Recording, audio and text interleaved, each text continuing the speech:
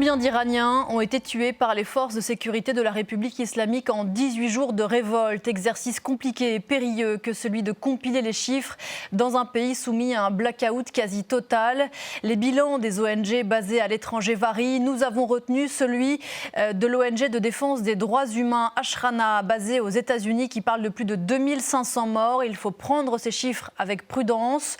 Tous, en revanche, disent la même chose. La répression est impitoyable. Une première exécution de manifestants serait prévue aujourd'hui, selon le département d'État américain. Et le chef du pouvoir judiciaire iranien qui promet ce matin des procès, je cite, rapides pour les suspects. Dans ce blackout numérique, nous parvenons toutefois à joindre notre correspondant à Téhéran, Siavosh Ghazi.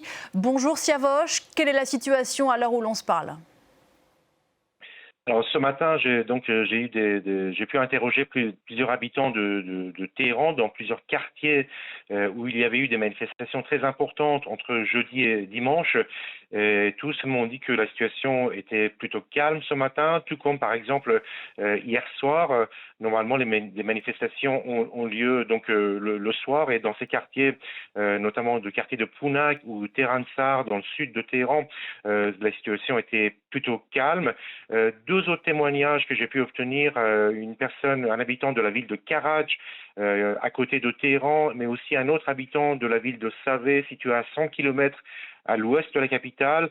Là encore, il y a eu des manifestations importantes ces derniers jours, entre jeudi et dimanche.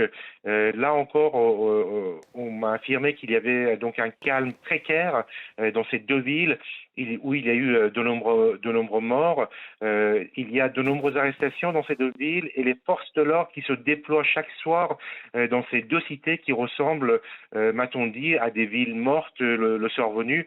Une situation donc très très tendue dans le pays, alors que le pouvoir organise de son côté des obsèques officielles à Téhéran pour 100 membres des forces de l'ordre tués seulement dans la capitale ces derniers jours, donc un chiffre aussi très important.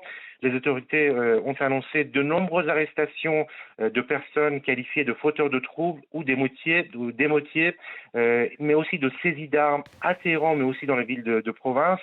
Ce qu'il faut savoir, c'est que les images qu'on a pu voir sur la télévision étrangère, mais aussi à la télévision d'État, de cette morgue de Kahrizak dans le sud de Téhéran, où on voit des centaines de corps jonchés à même le sol, alors que les familles tentent de retrouver les corps d'un proche, ont provoqué une très grande et une très profonde colère parmi la population. Des scènes qui montrent en tout cas que le nombre des morts est très élevé, tout comme le nombre des blessés. Une révolte encouragée à distance par Donald Trump, qui appelle sur son réseau social les Iraniens à continuer les manifestations et même à renverser les institutions. Siavosh, vous restez avec nous, on va écouter le président américain.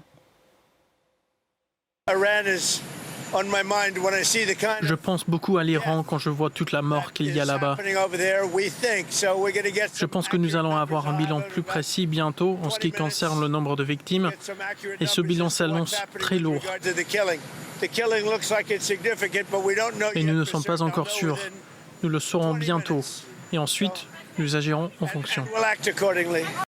Siavosh Ghazi, vous êtes encore avec nous en direct depuis Téhéran, fait assez exceptionnel dans ce pays, on le rappelle, en blackout quasi total organisé par les autorités depuis 18 jours que le mouvement de révolte a commencé. Le président américain multiplie les déclarations, les menaces, les promesses. Comment les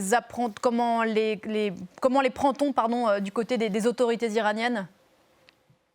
Alors, c'est pas seulement les autorités, mais tout le monde en Iran ne parle que des menaces du président Trump, bien sûr. Comment les États-Unis vont intervenir? Vont-ils viser les dirigeants du pouvoir ou les bases des forces de l'ordre ou les gardiens de la révolution? Ces questions reviennent bien évidemment dans toutes les conversations. Tout le monde parle de l'attitude que décidera donc le président Trump. Certains qui avaient participé aux manifestations le souhaitent, alors que d'autres craignent un engrenage qui ferait basculer le pays dans des violences encore plus dures, donc qui pourrait